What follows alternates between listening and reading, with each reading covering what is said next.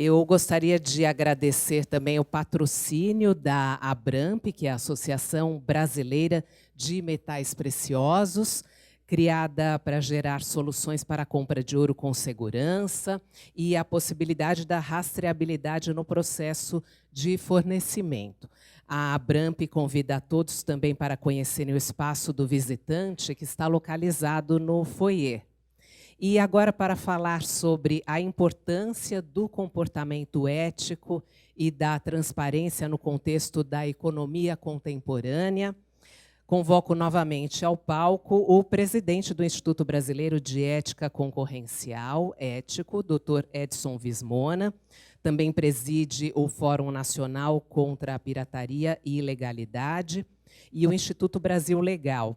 É também presidente pro tempore da Aliança Latino-Americana Anticontrabando e membro titular do Conselho Nacional de Combate à Pirataria e Delitos contra a Propriedade Intelectual do Ministério da Justiça, do Conselho de Ética do Instituto Ética Saúde e do Comitê Gestor do Programa Empresa Proética da CGU.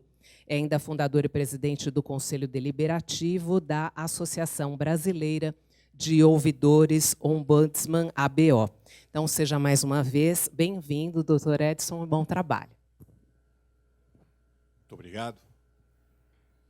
Eu já começo movido pela emoção do doutor José Constantino, porque mostra o caminho que vocês escolheram. E não é um caminho fácil. Na apresentação, nós pudemos dar um primeiro foco nisso. Nós estamos falando aí de posturas, de comportamentos. Eu hoje presido o Fórum Nacional contra a Pirataria e Ilegalidade e tenho o orgulho de ter a IBGM como um dos nossos associados e do Instituto Brasileiro de Ética Concorrencial. São associações civis formadas por empresas e associações empresariais que tem muita convergência em alguns aspectos que são extremamente importantes. O Écio falou do livro Sapiens, que fala da capacidade do ser humano de fazer uma narrativa da sua história. Eu, como estudioso, estudante permanente de Direito, eu aprendi nas minhas primeiras aulas da faculdade, na minha querida Faculdade de Direito do Largo de São Francisco, que a base da civilização humana está na convivência. Nós não chegaríamos ao nível que chegamos de civilidade se não tivéssemos conseguido estabelecer formas de conviver, de nos fortalecer como comunidade. E a base da convivência, está dito aí, é a ética e a defesa da lei. Fácil de entender isso. Difícil é fazer. Se nós não tivermos ética nos nossos relacionamentos, se nós não defendermos as posturas legais, impossível convivência. Porque aí sempre nós vamos viver em cima de um querer levar vantagem em cima do outro. Lá atrás era quem tinha mais força. A lei era imposta pela força. Eu imponho a minha lei. Não é isso. A convivência não pode ser essa. Porque vai chegar uma hora que os oprimidos vão se levantar e vão superar esse opressor. Então, a convivência cidadã, civilizatória, ela só é possível com base no respeito a regras que tenham legitimidade, que fortaleçam os diversos elos de uma sociedade. Por isso que utilizo esse mantra para a nossa atividade como associações que somos. Ética e lei é a base, é o fundamento da convivência humana e institucional. Uma vez definido esse postulado, as coisas ficam talvez mais fáceis de entender, mas sempre, sabemos, difícil de aplicar. Esse é o postulado que nos move e que vocês avançam com a instituição do nosso Código de Ética aqui apresentado. Essa visão fundamental de ética e defesa da lei tem cada vez mais impregnado as atividades empresariais. Nós estamos sendo chamados cada vez mais a responder a estas demandas. Os inúmeros escândalos, conhecidos de todos, e que ninguém se surpreendeu, ficamos surpresos com as consequências, certo? Não imaginávamos que teríamos presidentes da República sendo presos, grandes ministros, os donos da República sendo encarcerados. Isso era inimaginável há pouco tempo. Mas os escândalos, esse nós conhecemos desde que nascemos. Não surgiu agora. Ou seja, isso vem demonstrando que a nossa cultura, ela cada vez mais estava sendo leniente a estas práticas ilegais de corrupção, de não responsabilidade perante a lei. Isso foi sendo cada vez mais impregnando, mostrando um dado preocupante para nós brasileiros. Eu falei da ética e a lei como fundamentos de convivência. Se vocês analisarem o Índice de Desenvolvimento Humano, o IDH, peguem os primeiros andares, os primeiros classificados desse índice. Estes países que estão no mais alto IDH, não é coincidência, são os países que mais respeitam a ética e a lei. E lá embaixo estão os países que menos respeitam a ética e a lei. Tem os menores índices de desenvolvimento humano. A pergunta que nós temos que fazer sempre: para onde queremos ir?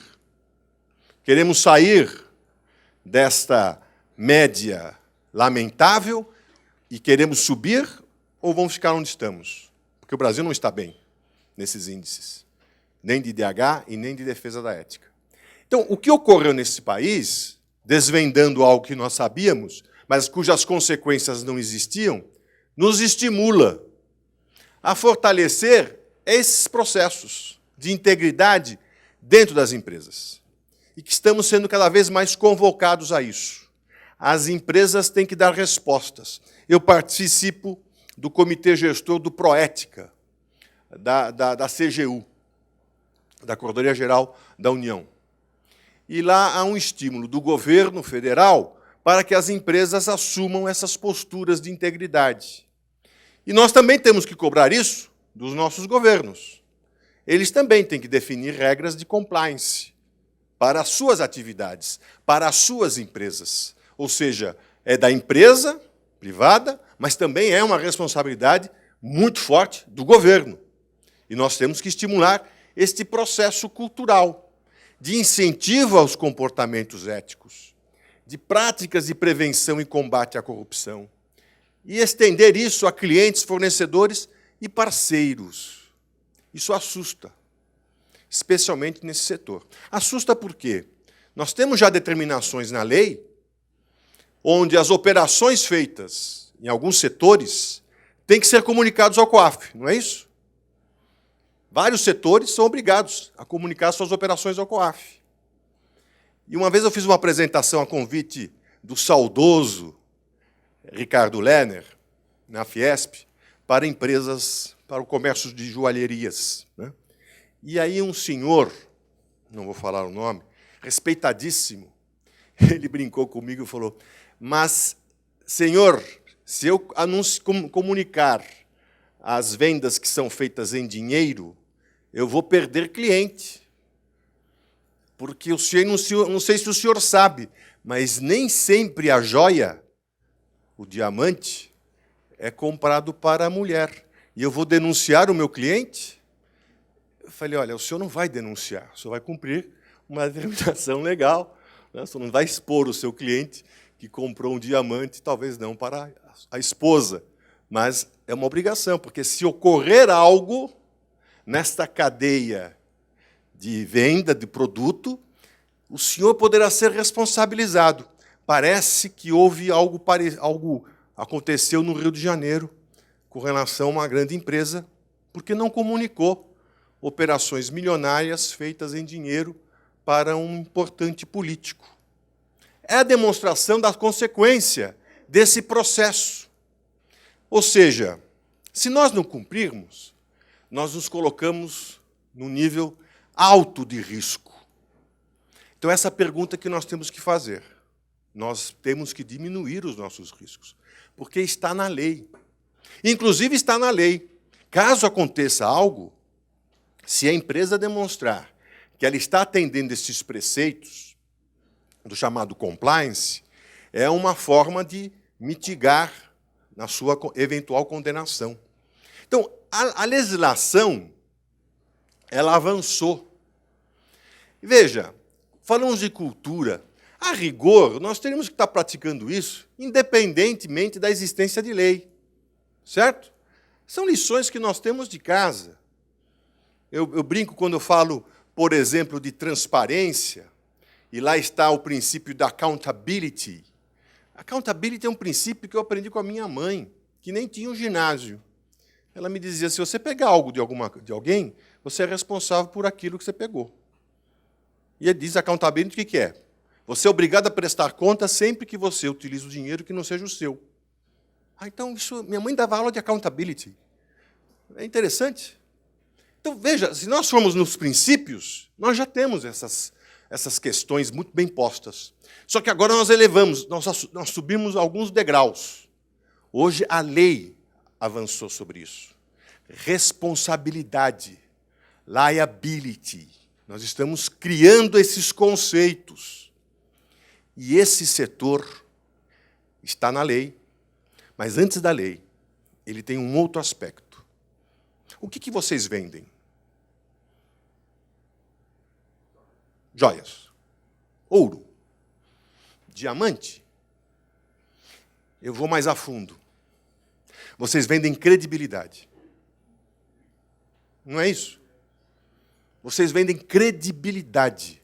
Eu vou comprar na sua loja porque eu acredito que você está vendendo os produtos corretos. Eu estou pagando por alguma coisa que tem não só o valor intrínseco da pedra, do ouro, mas eu sei que quem está me vendendo, e aí foi mencionado o Écio, do joalheiro de família. É verdade, é verdade. Eu compro a joia de tal fulano há anos, porque nunca tive problema com aquela compra. Então, o trabalho de vocês é credibilidade.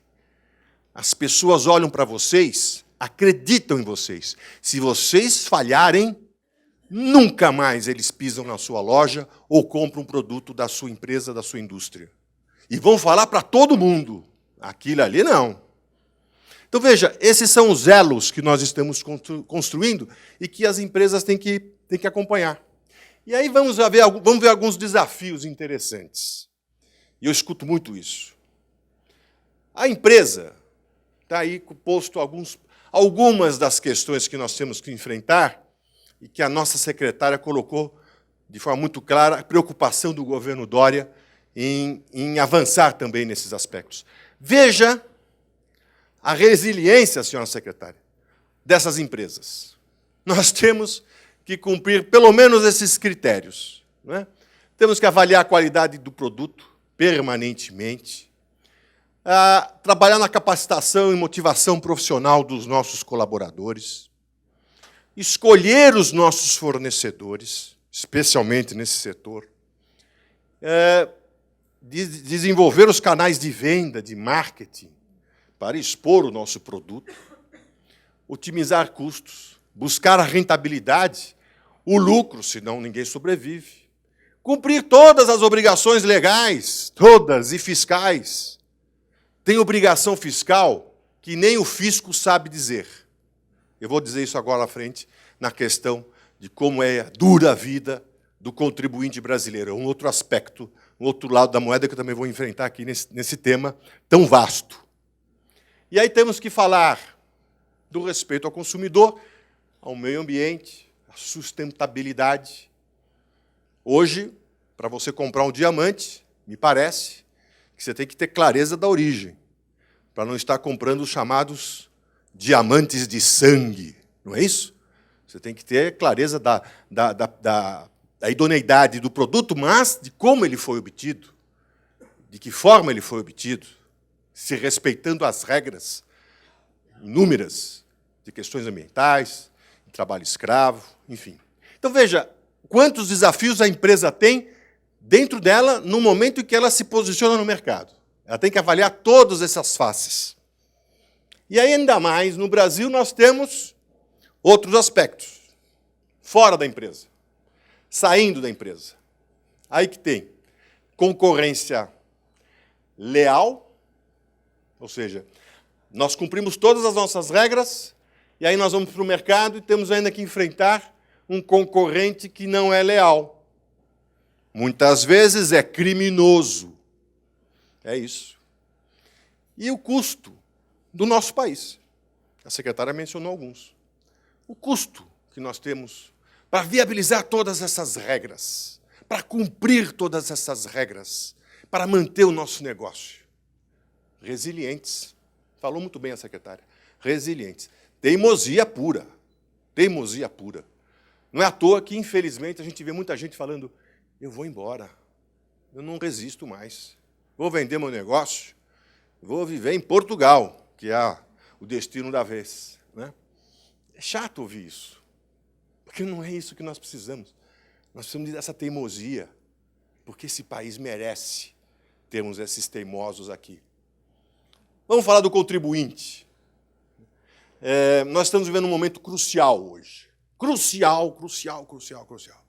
Estamos, depois da questão da reforma da Previdência, uma necessidade, nós estamos entrando na discussão da reforma dos nossos tributos, a reforma tributária. E no ético nós temos essa percepção clara da importância de desenvolvermos hoje propostas e avaliarmos propostas. A semana passada nós fizemos um seminário no Valor, resultou num caderno. Lá eu tive a oportunidade de expor as dificuldades que nós enfrentamos. E eu brinquei, eu uso uma figura que eu aprendi nos livros, lendo alguns pensamentos de Abraham Lincoln. E aquele presidente americano que acabou com a escravatura e que enfrentou uma guerra civil, ele dizia para os seus generais em plena guerra civil: senhores, se vocês no caminho encontrarem um pântano, não entrem no pântano, contornem. Porque se você entrar no pântano, você não sabe se vai sair. Eu usei essa expressão do Lincoln para fazer uma avaliação das propostas de reforma tributária. Com as propostas que temos aí, eu me sinto avaliando um pântano.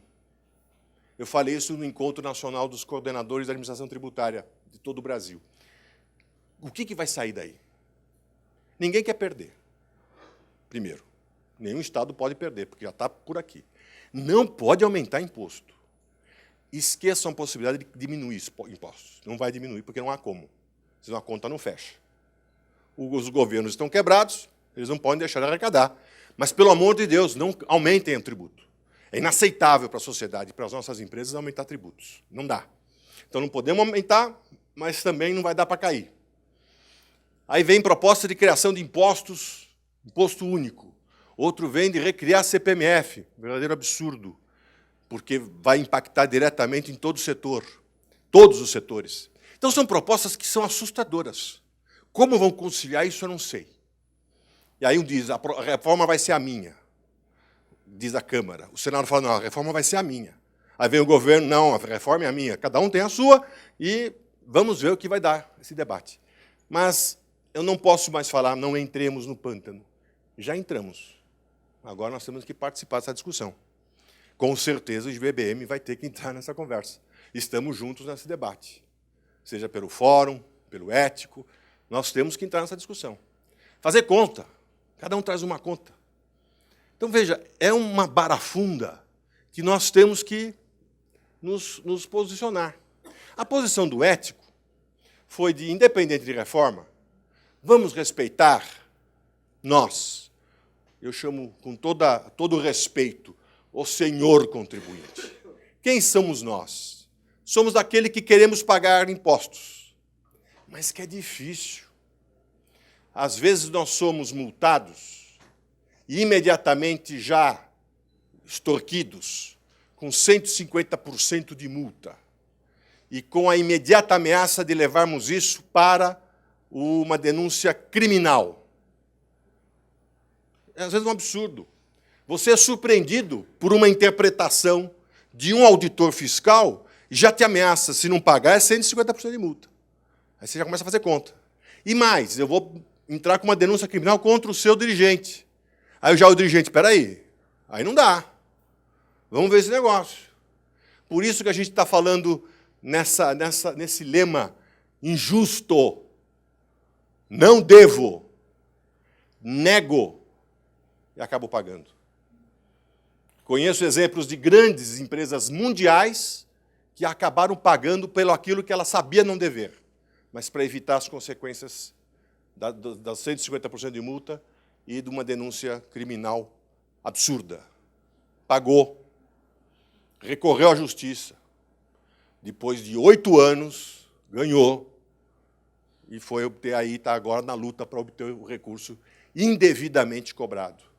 Eu digo indevidamente porque são interpretações tão difíceis que a gente pergunta na área tributária para os nossos auditores fiscais estaduais, federais ou municipais.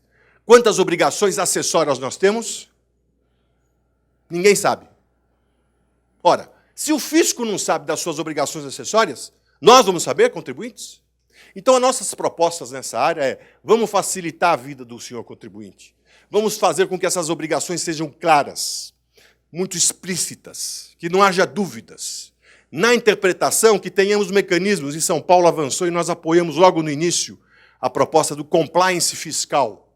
Multas, dependendo do valor, não podem ficar à mercê da interpretação de uma pessoa. Temos que levar isso para um outro grau de discussão. Não podemos ficar à mercê disso. Então, são temas que não envolvem reforma tributária. Envolvem o nosso dia a dia. Facilitar o processo tributário. A possibilidade de mediação, até de arbitragem para os impostos que são cobrados. Vocês sabem qual é o passivo tributário brasileiro? Quanto está sendo debatido na justiça e na administração pública? Tem ideia do valor? É assustador. 3 trilhões e 300 bilhões de reais. Metade do PIB brasileiro está sendo discutido na administração ou na justiça. Ou seja, quem quer receber, não recebe. Quem quer pagar, não paga. Porque lá atrás, a definição daquele valor foi contestado. E está tudo na justiça. Então, se nós conseguíssemos melhorar esse passivo, que consigamos 1 trilhão, é mais do que a reforma previdenciária em 10 anos. É um dinheiro que está lá, que é possível se facilitar o processo tributário. Então, são temas que nós estamos discutindo no âmbito do ético e que envolve essa questão ética, por parte do Estado. Quer cobrar? Que cobre o que é justo. E que me mostre que aquilo que ele está cobrando é certo. E aí eu vou poder pagar. Agora, não me venha com interpretações malucas, porque aí não vai receber. Porque eu vou para a justiça. E fica tudo parado. Então, nós temos claramente... O ministro Guedes usou essa semana passada, numa palestra, ele usou essa expressão, que eu sempre coloco esse bonequinho nas minhas apresentações há alguns anos, porque é o que a gente sente, é o que os nossos empresários, é o que vocês sentem. Se arrasta uma bola de ferro, que são os pesos todos que nós temos que arcar, que nós falamos lá dos desafios, e aí que vem a perversão. Tem um lado que não tem essa bola de ferro. Simplesmente não paga imposto. A gente chama de devedor contumaz. Há estruturas empresariais, senhoras e senhores, criadas para não pagar imposto. E a máxima dele é outra. Devo, não nego, não pago. Eu vou discutir até o fim dos tempos. Mais um passivo imenso de bilhões, e aí eu cito alguns setores que eu estou ligado, bebidas, combustíveis e tabaco, de estruturas ditas empresariais que se organizam para não pagar imposto. E ganham mercado com isso. Será que temos isso também aqui no setor de joias? Iniciativas de empresas que se estabelecem no mercado para tentar vantagens nebulosas e, com isso, ganhar mercado? Se tiver, temos que combater. porque eles representam a outra face da moeda antiética, ilegal e muitas vezes criminosa. Nós temos que diminuir o espaço de ação de quem está desse lado, porque eles não têm limites. Eles ganham muito dinheiro simplesmente não pagando imposto ou não seguindo as regras que vocês têm que seguir. Eles ganham, a vantagem deles não está em competitividade pela competência. Eles não são brilhantes, são malandros que ganham o mercado por conta desses desvios de condutas que, como vocês bem posicionaram no Código de Ética, não podem ser aceitos. Aí eu vou dar uma dimensão dos prejuízos causados por esse lado oculto, esse lado perverso da ilegalidade. O nosso Fórum Nacional contra a Pirataria, que o IGBM participa, um dos nossos associados, a cada ano faz um estudo de levantamento de prejuízos de alguns setores da indústria. 13 setores nesse último ano, desde 2014. E nós chegamos a um número assustador. O ano passado, estes 13 setores aí colocados, e eu vou dizer a vocês quais são, porque ficou o número, uma letra pequena: vestuário, cigarros, óculos, TV por assinatura, higiene pessoal, perfume e cosméticos, combustíveis, filmes, audiovisual, defensivos agrícolas, perfumes, material esportivo, brinquedos, medicamentos e software. Esses são os 13 setores que apontaram, cada um apontou os seus prejuízos. Esses setores perderam, ano passado, 131 bilhões, 132 bilhões, na verdade, 131.974. 132 bilhões de reais estes setores perderam com as atividades ilegais que são cometidas e que afetam esses setores. Fizemos uma estimativa da sonegação decorrente, 46% de impostos. Alguns cobram muito mais, pagam muito mais, outros menos, mas a média, vamos dizer que é 46%. Deu 62 bilhões, 61 bilhões de reais, que é a sonegação, o recurso que não chega no Estado. Não chega no Estado. Sonegação. E aí que eles ganham mercado, porque eles não estão pagando impostos. Total, 193 bilhões. Em 2017, era 146. Então, veja como está crescendo. Nós começamos em 2014, 100 bilhões, 2015, 115, 2016, 130, 2017, 146, 2018, 193 bilhões. Veja o tamanho desse mercado. Ilegal. Quem está perdendo com isso? Os consumidores, produtos que não têm qualidade, que têm baixa durabilidade, produtos que causam problemas sérios à saúde, um que a gente sempre tem contato em qualquer semáforo: carregador e bateria de celular. Aquilo explode. Não atende às regras da Anatel. Pode explodir dentro do seu carro ou na sua casa. Inúmeros casos já foram apontados de pessoas que foram queimadas porque compraram esses produtos sem atender às normas técnicas. Então, é a nossa saúde. Perde o erário, a brutal sonegação, e nós, empresários, que estamos do lado bom da força, cumprindo as nossas regras e que temos que enfrentar esses malandros que estão aí para obter vantagem. Então, perde a sociedade. Eu afirmo aí, o Brasil está sendo saqueado, infelizmente está. E aí quem está ganhando? Quem não opera no compliance, no processo de integridade, no respeito às regras, são as verdadeiras organizações criminosas que estão ganhando. E que obtêm os seus recursos com todas essas práticas que estão na raiz desta grande árvore do crime. Eu falo de pirataria, de falsificação, de sonegação, de roubo de carga, do roubo, como tivemos em Guarulhos agora, afetando diretamente o setor de vocês, trabalho escravo, e aí tem tráfico de drogas, de armas, a corrupção, está tudo interligado. Eu digo isso para vocês porque nós temos uma visão romântica. Espera aí, volta.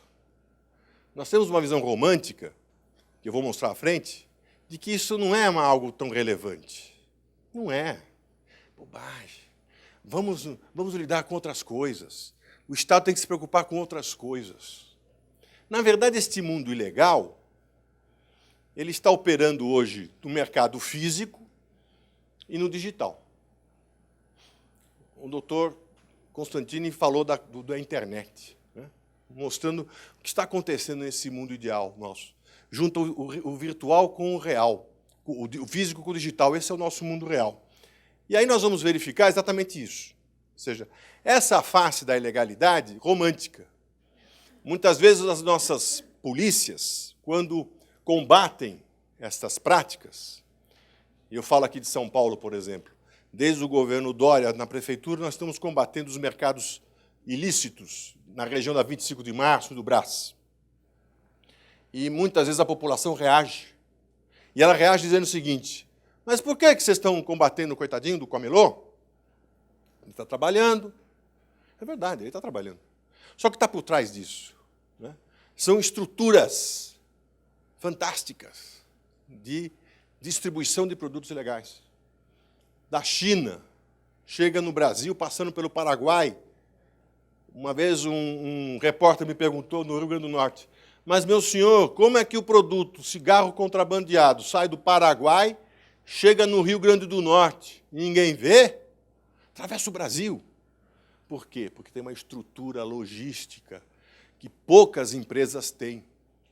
Então, aí que está o crime. O crime não está no camelô. O camelô é uma ponta. Está em todo o processo logístico que comanda e alimenta este crime. A operação que foi feita no aeroporto de Guarulhos mostra isso.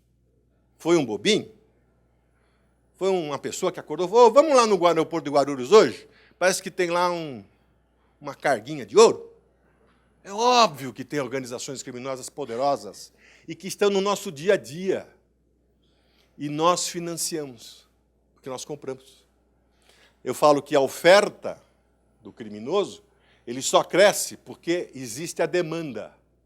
Nós estamos comprando. Que mal tem comprar um produtozinho falso. Eu falei do carregador, mas uma bolsinha, né? Uma marquinha que eu sei que não é original. Que mal tem? O mal é que você está financiando essa estrutura criminosa. É isso. Você reclama do crime, você reclama da violência, você reclama da corrupção. Na compra do ilegal, você está financiando. Eu afirmo isso. Vocês estão financiando este comércio ilícito e essas organizações criminosas. Como eu disse, estão interligados. Não sejamos românticos. Não são operações isoladas. Elas estão conectadas. A prova disso, você recolhe, apreende toda uma loja de produtos ilegais na 25 de março. No dia seguinte, essa loja volta a vender. Os senhores, se tiverem apreendido o seu estoque, vocês conseguem operar no dia seguinte? Alegremente? Impossível, né? Eles conseguem. Por quê? Porque o fornecimento está garantido. A estrutura criminosa que está por trás garante esse comércio. E aí está a estrutura que está por trás. Esse é um shopping, 25 Brás. Ali na região do Brás, centenas de boxes. Uma apreensão apreendeu 1 milhão de produtos aí. 2 dias depois já estava tudo de volta. Então tem que lacrar o shopping, porque ele é um instrumento dessa ilegalidade sofisticada. Aí entramos no virtual, no comércio da internet, que o doutor Constantini mencionou. Além do físico, aquilo lá, o camelô e essa estrutura que temos aqui em São Paulo, e em várias cidades do Brasil, agora cada vez mais você tem a internet, que vende de tudo. Tudo. Até arma. Eu pego aqui uma tela, para dar mais dramaticidade ao que nós estamos falando. A venda de remédios. Joias todas você encontrou aí, com grifes, inclusive. Mas vou falar do remédio porque assusta mais. Esse é um remédio de combate ao câncer, vendido pelo Alibaba, site chinês. Veja o assustador. Esse remédio você pode comprar em pó, quilo. É evidente que não é remédio. É um pó, é um placebo. Aí você embala aqui no Brasil, ou embala na Colômbia, ou já vem embalado da China, ou no Paraguai, porque maquininha de blister é fácil de você montar, e vende. Pessoa que compra isso numa situação terrível vai morrer porque está tomando farinha. Veja a crueldade. Eles não têm limites. Não têm limites. E está na internet, acessível em qualquer computador. Aí também os anabolizantes, é um outro exemplo. Eu apresento os medicamentos, porque tem esse viés mais assustador, e aí as fábricas de remédios, como esses remédios são produzidos. Né? E aí eu falei dos carregadores celulares e das baterias celulares, as consequências são essas. E aí aparece na mídia, a empresa tal, era um carregador da marca tal. Não, é falso. É falso. Só que a marca leva a responsabilidade. E aí nós temos que falar da liability. Cada vez mais, ligando à primeira tela, falei de compliance, de processo de integridade. Na base da integridade, senhores, está a liability. Responsabilidade. Se nós não pudermos identificar o nosso produto, nós podemos ser responsáveis por isso. Se ele causou um dano, poxa, eu comprei essa joia na sua loja. Não, não comprou. Cadê a nota fiscal? Não, até posso ter. Enfim, tenho, não tenho. Mas você vai ter que começar a discutir, como empresa, até pelo Código de Defesa do Consumidor, que você não tem responsabilidade. Tem que provar isso. E aí tem a expressão disso na lei. Eu cito aí o Código de Defesa do Consumidor, que fala exatamente da responsabilidade, da liability.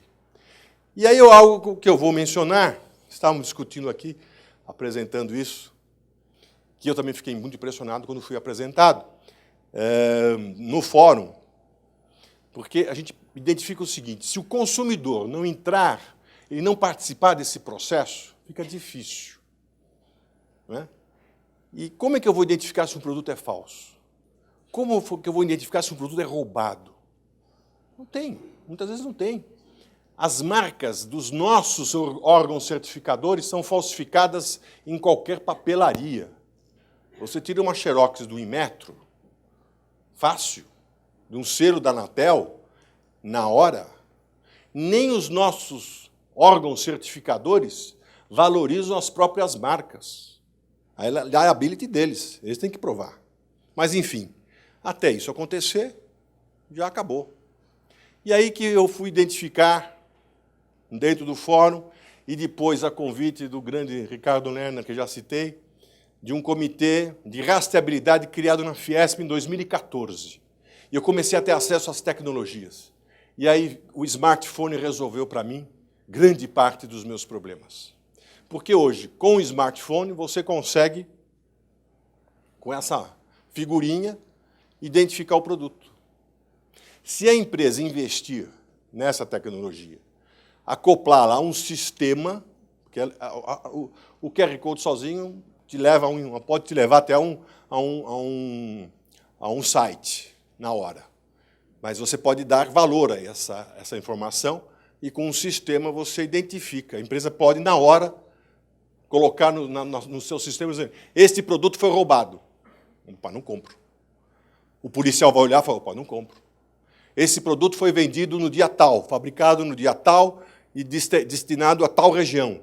Ou seja, eu começo a consumidor, identificar esse produto na sua cadeia, desde o momento que ele foi fabricado até a sua venda. Tecnologia. Cada vez mais fácil. Eu aprendi isso lá na Fiesp, nesse comitê, que é essa chamada primeiro nível. Uma informação básica inicial, que eu posso incorporar ao meu produto. E aí nós começamos a avançar. E aí algo que eu fiquei impressionado. É uma tecnologia chamada de terceiro nível, a intrínseca. Foi desenvolvida aqui no Brasil. Você consegue colocar na massa do produto uma nanotecnologia que reage a um raio infravermelho, infrared, e aí você consegue, o produto te diz, eu fui fabricado em tal lugar, eu fui vendido para tal distribuidor. Ou mais ainda, eu cheguei em tal rede de lojas. Com um leitor, uma caneta, você mostra isso.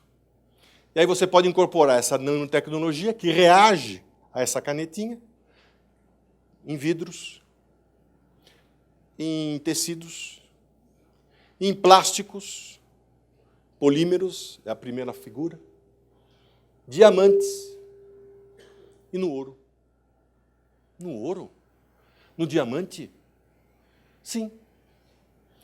Nós fizemos um seminário, a Secretaria de Segurança Pública, o General Campos, por conta dessa tecnologia que está sendo desenvolvida para explosivos e já aprovado para explosivos, ou seja, se valeu para explosivo, por isso que teve os desdobramentos de chegar até o ouro, porque resiste a altíssimas temperaturas.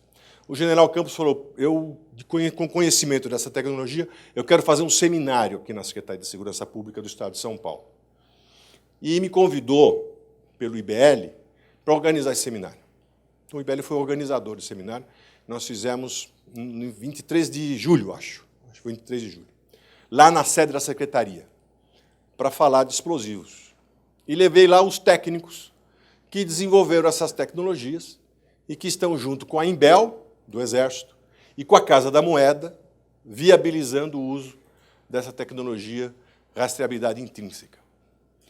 Fizemos o seminário dia 23, lotamos o auditório da Secretaria de Segurança, técnicos, polícia científica, todos ficaram empolgados com a tecnologia. 2 dias depois, houve o assalto, o roubo do aeroporto de Guarulhos. Aí, na segunda-feira passada, a Band, sabendo do seminário, me chamou. Falou, quero entender que rastreabilidade é essa do ouro. E nós fizemos a demonstração com o ourives e com o técnico que está aqui, também está aqui presente, para mostrar como essa tecnologia é aplicada ao ouro. O ourives não acreditava. Tanto é que ele tacou o maçarico. Então, eu vou queimar esse negócio. Não conseguiu. Consolidado o ouro, foi lá o técnico com a caneta e identificou com a reação o ouro brilhando, porque tinha lá incorporada essa tecnologia. É uma tecnologia nacional. Avançou? Oi? A rastreabilidade. Né? É um sistema de rastreabilidade que pode ser incorporado a diversos produtos. Eu mostrei isso. Eu mostrei isso porque eu quero mostrar a vocês toda a cadeia de um sistema de integralidade que a gente pode acessar. Começa pela empresa. É a empresa que assume. É a associação com a liderança, como de José Constantini, que assume. E aí nós vamos desdobrando isso por toda a cadeia. Como diz a lei, envolvendo fornecedores, envolvendo os clientes, com a participação dos consumidores. Este processo de integridade é completamente inabalável, irresistível, porque você está envolvendo toda a cadeia produtiva num processo de compliance integral. E aí, falando, para terminar, já ocupei muito tempo de vocês, voltando, então, a uma visão mais abrangente. Caminhamos de todos os desafios da empresa, nesse processo de integralidade, de combate aos desvios éticos, ao crime, a repercussão que tem isso para o negócio de cada um de nós, a importância desse processo como um elo de convivência institucional e empresarial. Mas aí vamos ver o que está acontecendo. O que nos espera o futuro? Quando eu assumi o ético em 2016, eu falei, eu queria entender como que a ética é percebida pelas pessoas. Então, vamos começar pelos jovens. E aí, autorizados pelo nosso conselho, eu contratei o Datafolha e fizemos uma pesquisa nacional, qualitativa e quantitativa, junto aos jovens, para entender qual a percepção do jovem com relação à ética. E aí vamos aos resultados, rapidamente. Considera muito pouco ou nada éticos. Sociedade brasileira, nada ética. 73%. O jovem não acha que nós somos éticos. Agora, a família dele, tem um grau maior. Nós, sim, eu sou ético. A sociedade não é. Os amigos são mais éticos. A sociedade não é. o comportamento ético de si é mais alto ou mais baixo com relação ao outro? Na maioria das vezes, sim. Eu sou ético. O outro que não é ético. Veja, a percepção de que isso vai contaminando todo um processo. Né? O problema é o outro, não sou eu. E aí a gente perguntou, não importa o que eu faça, a sociedade sempre será antiética. A maioria diz que sim. Ou seja, não é um problema meu. Eu até quero ser ético, mas a sociedade não é. E aí fica de fácil. Né? Não, eu tive que ceder, porque o outro não é, eu vou ser, então... Então, veja como o caminho longo que nós temos pela frente. Nós temos que mostrar para o jovem e para nós mesmos que nós temos que começar esse processo. Nós não podemos ficar esperando o outro, porque é muito fácil eu colocar a responsabilidade no outro. O outro não é ético, eu também não posso ser. Aí diz lá, também a maioria, hein? É impossível ser ético o tempo todo. Está ligado à primeira percepção. Se a sociedade não é ética, eu sou. A sociedade não é impossível eu ser ético o tempo todo. Eu vou ter que acabar cedendo. E aí que começa o espaço amplo, aberto, para as práticas ilegais. Então, nós verificamos que os jovens eles têm uma percepção adequada. Né? Eles falam na pesquisa que a ética está relacionada ao respeito. O respeito que eu tenho ao próximo. Legal. A maior parcela avalia que a sociedade é pouco ética. E que ele não tem muito o que fazer. Por mais que ele não queira, ele acaba cedendo, porque a sociedade impõe esses valores antiéticos. E que esse comportamento não interfere, o seu comportamento não interfere diretamente na sociedade. Que coisa maluca. O que é a sociedade? É o resultado da ação de todos. Se eu começo nesse debate a falar, não, mas não é comigo. A sociedade é a sociedade. A gente não participa. Nós não valorizamos. E aí fica difícil esse processo avançar. Eu trago essa pesquisa mais como uma reflexão sobre tudo isso que nós tratamos aqui. Né? Começamos a falar da empresa, da importância do comportamento da empresa, das consequências do comportamento da empresa, de quem não comparte com esses valores e que nos prejudica, e prejudica muito, de mecanismos que nós temos à disposição para valorizar a legalidade dentro dos nossos setores, e termino falando do jovem, numa percepção de que, olha, o problema está com vocês. Vocês representam o problema, não eu, o que é uma falácia. Enfim, eu agradeço a atenção de vocês, desculpa se eu passei o tempo que me era destinado, mas eu me empolgo tanto com isso, porque eu acredito nisso. Eu sou daqueles felizes que são pagos para defender o que acreditam. E eu acredito, porque eu não vejo outro caminho para nós. Eu não quero ir para Portugal. Eu quero ficar aqui.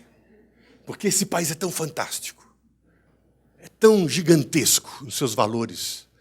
A nossa sociedade é pujante, é alegre. E nós não aproveitamos isso em benefício de nós mesmos. Nós relegamos isso e aceitamos aquela síndrome que o